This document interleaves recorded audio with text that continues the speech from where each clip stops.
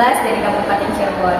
Kali ini saya akan melaksanakan kegiatan praobservasi untuk aksi nyata saya pada modul 2.3 mengenai coaching supervisi akademik. Kali ini saya ditemani oleh rekan sejawat saya, Ibu Yesi Mumtazah. Beliau guru PAI dari SMP Negeri 1 Depok yang akan menjadi objek pengamatan saya. Assalamualaikum Ibu. Gimana kabarnya? Baik, alhamdulillah. Saya minta bantuan Ibu untuk menjadi objek pengamatan saya, Bu ya. Tujuan dari praobservasi ini itu agar ketika pelaksanaan observasi, Ibu jauh lebih percaya diri, Ibu jauh lebih yakin ketika pelaksanaannya. Kemudian saya juga akan menyampaikan beberapa pertanyaan terkait untuk observasi yang akan datang ya Ibu ya. Untuk pertama Ibu, tujuan pembelajaran yang akan Ibu terapkan itu apa? Tujuan pembelajaran diantaranya adalah untuk memahami pengertian dari kitab-kitab Allah. Kemudian yang kedua, mengetahui sejarah tentang kitab-kitab Allah.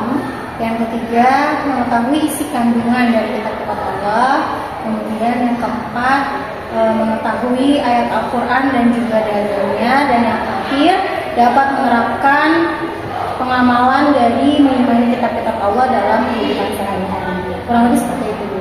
Berarti kurang lebih ada 4 tujuan pembelajarannya ya. Kemudian setelah tujuan pembelajaran yang akan diterapkan, Ya. itu kira-kira area pengembangannya itu akan seperti apa Bu? Bisa dari keterampilan atau seperti apa? Ya. Jadi dari tujuan pembelajaran tadi diharapkan ada pengembangan di area keterampilan ini agar meningkatkan kreativitas anak-anak dalam membuat peta konsep. Kemudian juga selain itu meningkatkan juga daya nalar pikir kritis mereka.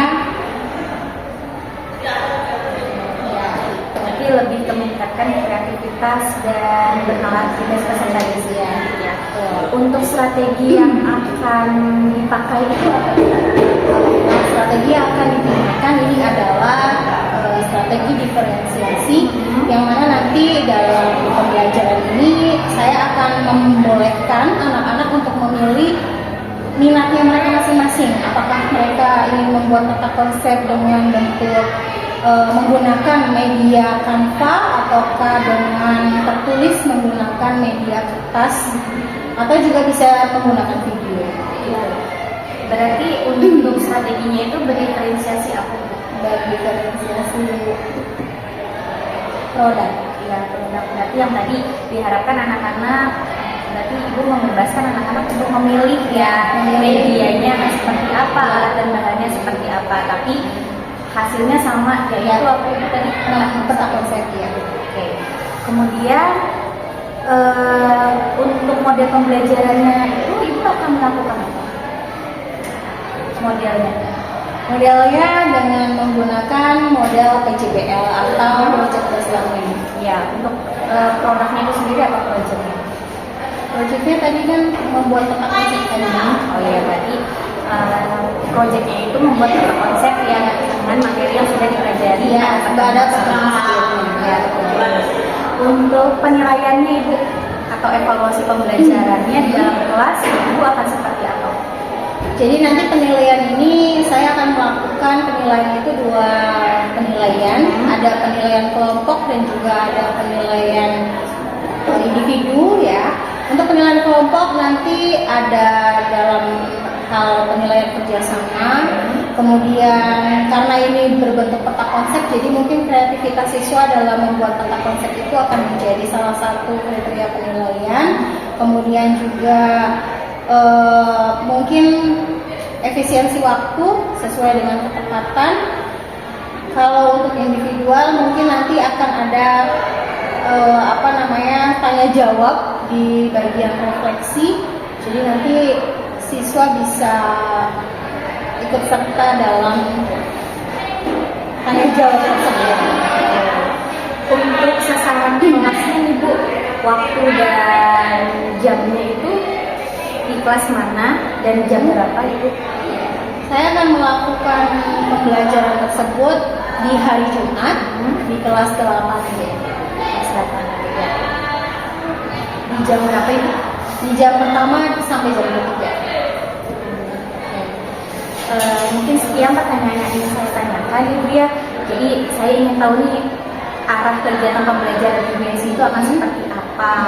Karena nanti saya juga akan pantau dan saya akan amati ya, kegiatan-kegiatan yang sudah direncanakan ya oleh UBS yang tadi sudah saya tanyakan. Kemudian saya berharap nanti kedepannya ketika pelaksanaan observasi itu sesuai dengan apa yang Ibu rencanakan dari mulai tujuan pembelajaran, sampai pembelajaran, menu pembelajaran, hingga penilaian ya.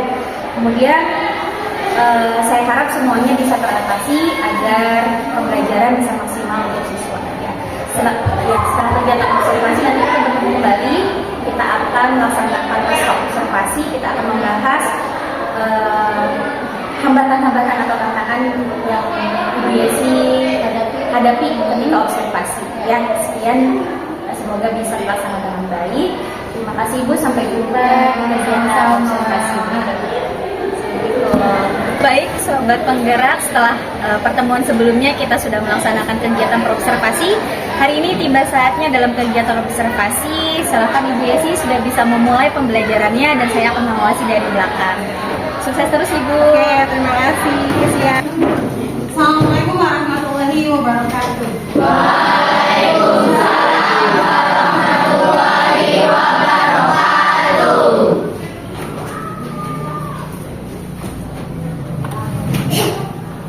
Baik, sebelum memulai pembelajaran, kita berdoa dulu.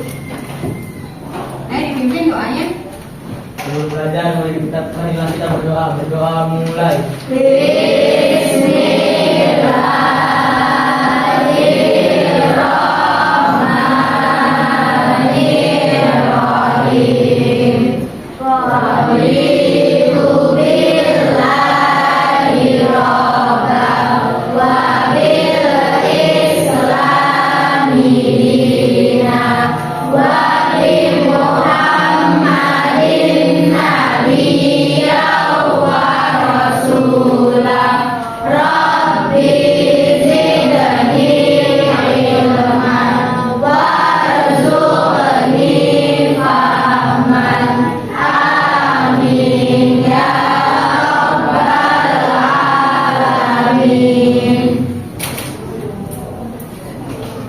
Oke, masih ingat kita mempelajari apa minggu lalu yang sudah berdiskusi tentang apa? Tentang kitab Allah. Ada apa saja di kitab Allah? Ada satu kitab Allah. Terus kemudian baiklah, minggu lalu juga kan sudah didiskusikan ya. Kalian tinggal menerapkan pada peta konsep yang akan dibuat pada hari ini ya. Ibu ingatkan kembali yang pertama tentang sejarah kitab-kitab Allah.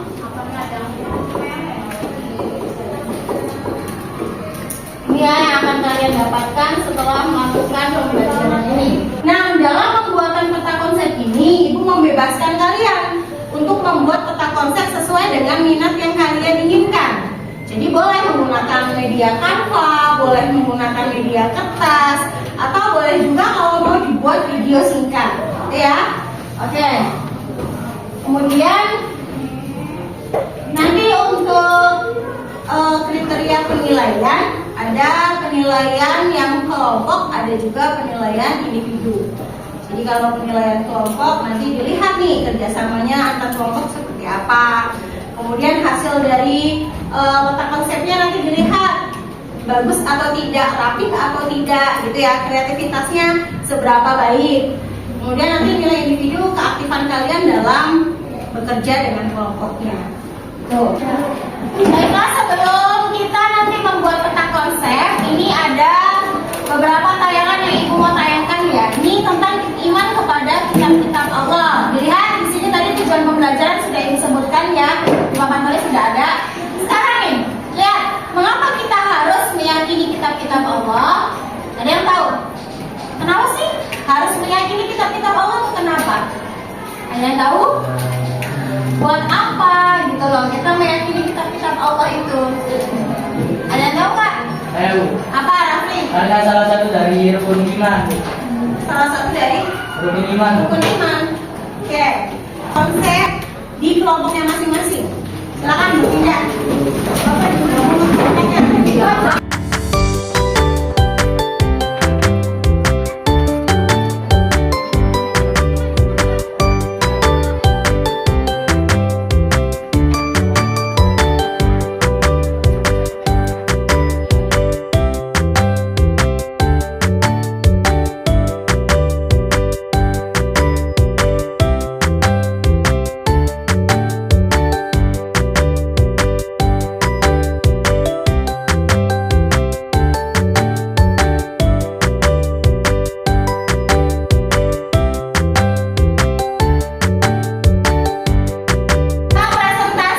Untuk presentasi maju dulu ke kelompok kitab Zabur. Ya, Masya Allah. Yang lainnya didengarkan ya. Yang lainnya didengarkan.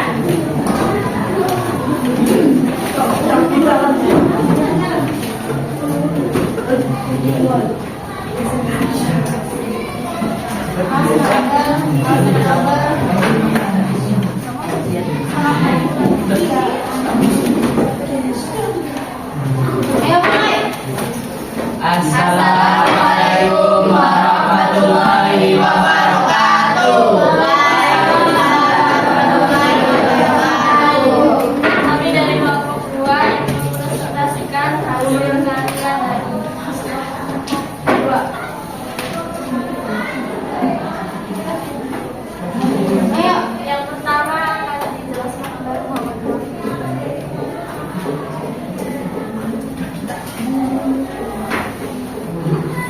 Kitab Zabur. Sejarah Kitab Zabur.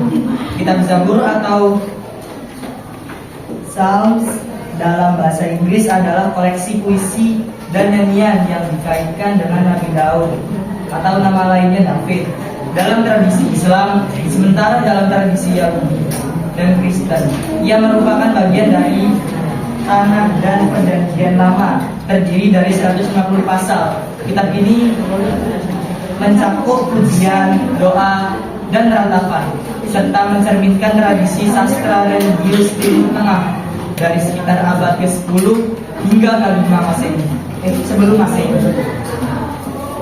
Dalam agama Kristen, Psalms adalah bagian penting dari ibadah.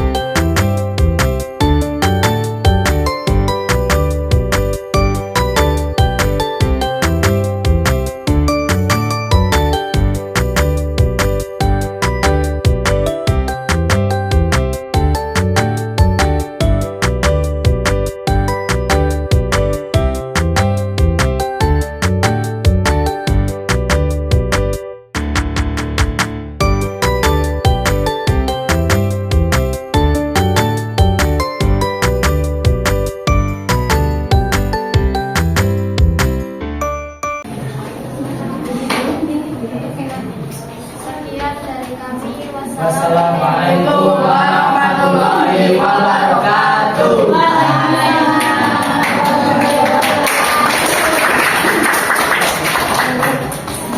Baiklah, coba siapa yang bisa memberikan contoh penerapan beriman kepada kitab-kitab Allah dalam kehidupan sehari-hari? Misalnya apa? Ada yang bisa angkat tangan?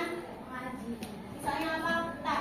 Mengaji. Oke, selain mengaji, apa nih penerapan yang menunjukkan bahwa kita beriman kepada kitab-kitab Allah selain mengaji apa? Apa? Apa? Menghafal. Menghafal apa?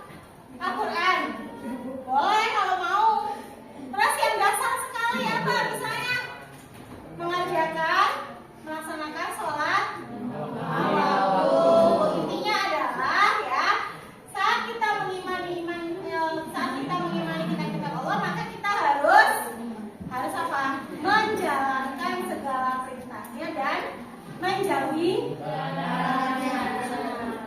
ya. Baiklah, nanti ini semuanya sudah bagus, kelompoknya juga sudah bagus. Nanti kalian silakan mengerjakan, ada evaluasinya ya. Nanti di akhir mengerjakan evaluasi sebagai evaluasi untuk pembelajaran hari ini. Kemudian nanti hasil dari jawabannya silakan dikirim ya. Nanti Ibu akan mengirimkan link soalnya di grup WA ya. Sekarang coba seperti kemarin pertemuan sebelumnya, ekspresikan apa yang kalian rasakan dalam mengikuti pembelajaran hari ini. Ayo ekspresikan. Bagaimana senang banget itu mama ekspresinya. Ayo aja. Oke. Nanti untuk pertemuan minggu depan ya, kita akan masuk ke bab 3 yaitu tentang perilaku terpuji, amanah dan jujur. Nah, jadi nanti kita sudah beda bab ya, masuk ke bab 3. Mungkin kurang lebihnya seperti itu. Mohon maaf bila banyak salah dalam pembelajaran ini. Assalamualaikum warahmatullahi wabarakatuh. Waalaikumsalam warahmatullahi wabarakatuh. Baik, Sobat Penggerak, bertemu lagi dengan saya, Rena Nendin Mayangsari, CGP Angkatan 11 dari Kabupaten Cirebon. Setelah kegiatan observasi yang sudah dilaksanakan oleh rekan saya, Ibu Yasin Mumtazah, ini tiba saatnya pada kegiatan pasca observasi. Sebelumnya, gimana kabarnya Ibu? Baik, alhamdulillah. Iya, jadi tujuan dari kegiatan pasca observasi ini yaitu ingin mengobrol banyak hal, terkhususnya kegiatan yang sudah kita laksanakan yaitu observasi atau pengamatan dalam kegiatan pembelajaran di kelas 8B. Nah, sebelum saya sampaikan beberapa catatan yang sudah saya catat, ada beberapa hal yang ingin saya tanyakan. Boleh ya Bu ya? Boleh. Oke. Bagaimana perasaan Ibu setelah kegiatan pembelajaran ini? Setelah kegiatan pembelajaran saya lebih merasa plong ya, karena sudah melewati proses pembelajaran ini alhamdulillah dengan lancar, jadi sudah lega. Oh, sudah lega. Ya. Oke. Bagaimana perasaan Ibu ketika adanya supervisor dalam kegiatan pembelajaran? Ya, karena kan biasa ngajar sendirian ya, kan sekarang ada pendamping atau ada supervisor itu otomatis saya juga ada merasa sedikit grogi gitu, tapi alhamdulillah bisa diatasi semua. Iya, berarti lancar ya Bu ya. Lancar. Selanjutnya, bagaimana proses pembelajaran yang sudah Ibu laksanakan dalam kelas?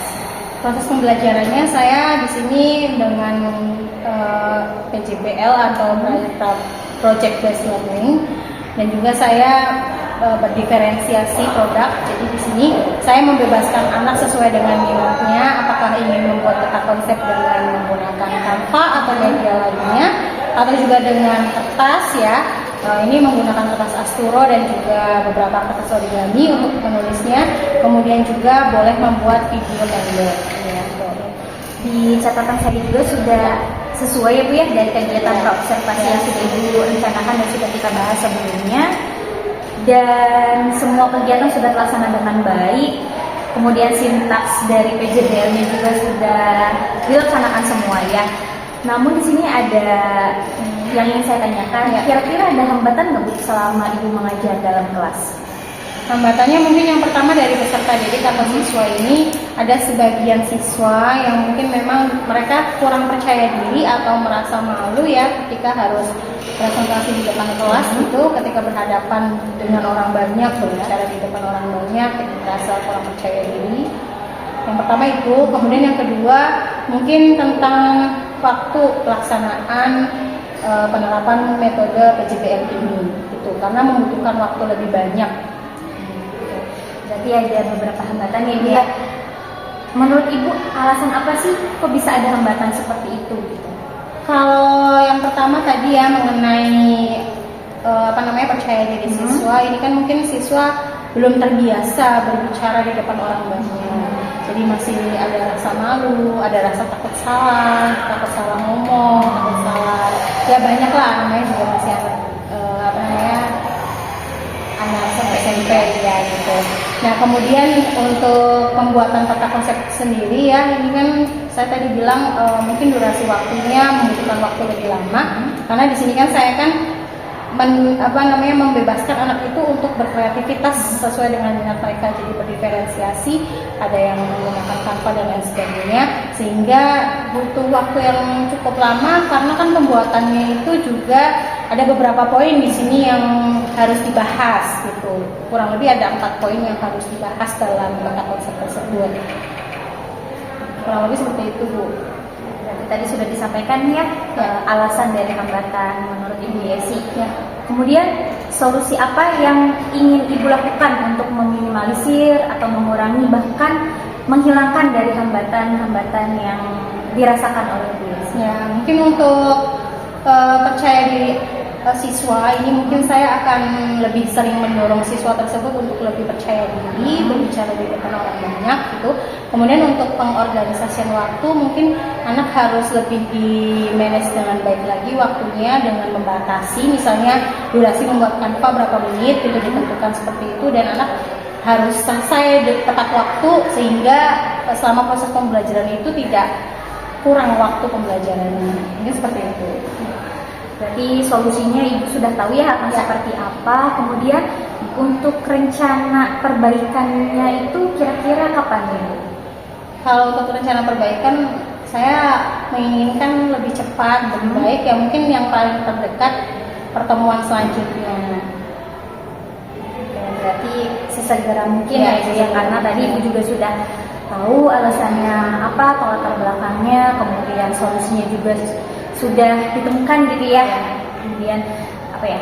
Ya, sangat luar biasa Ibu, berdasarkan catatan pada praobservasi dari mulai tujuan pembelajaran, sintaks dari PJBL-nya, kemudian tadi ada proses diskusi, proses pembuatan produk, kemudian ada proses presentasi juga, itu juga sudah terlaksana dengan baik. Namun tadi ada beberapa hambatan yang sudah Ibu paparkan, Ibu juga sudah menemukan solusinya ya. Saya ucapkan terima kasih banyak. Ibu sudah bersedia menjadi objek pengamatan saya. Terima kasih Ibu sudah membersamai saya dari mulai kegiatan praobservasi, observasi hingga pasca observasi ini. Terima kasih Ibu. Semoga dengan adanya kegiatan ini bisa menjadi bahan evaluasi untuk kita semua, gitu ya. Jadi Ibu tahu nih kedepannya harus seperti apa, gitu. Ada bahan evaluasi, gitu ya. Oke. Demikian kegiatan pasca observasi saya untuk melaksanakan kegiatan asing nyata pada modul 2.3 ini. Saya juga berterima kasih kepada Ibu Yesi sudah menjadi objek pengamatan saya. Barangkali Ibu Yesi ada yang ingin disampaikan? Ya, mungkin yang akan saya sampaikan, saya berterima kasih karena sudah menjadi objek observasi Ibu Rena ini. Karena dengan adanya objek observasi ini, saya juga menjadi lebih tahu dan juga saya bisa mengevaluasi diri saya gitu ketika mengajar dalam proses pembelajaran itu, saya di mana sisi kekurangan saya, sehingga untuk kedepannya melakukan proses pembelajaran lebih baik lagi. Mungkin seperti itu. Ya, terima kasih ya, Ya, Ibu Yesi. sama-sama. Ya, semoga kita bisa menjadi partner yang lebih baik ya. Siap. Terima kasih. Assalamualaikum warahmatullahi wabarakatuh.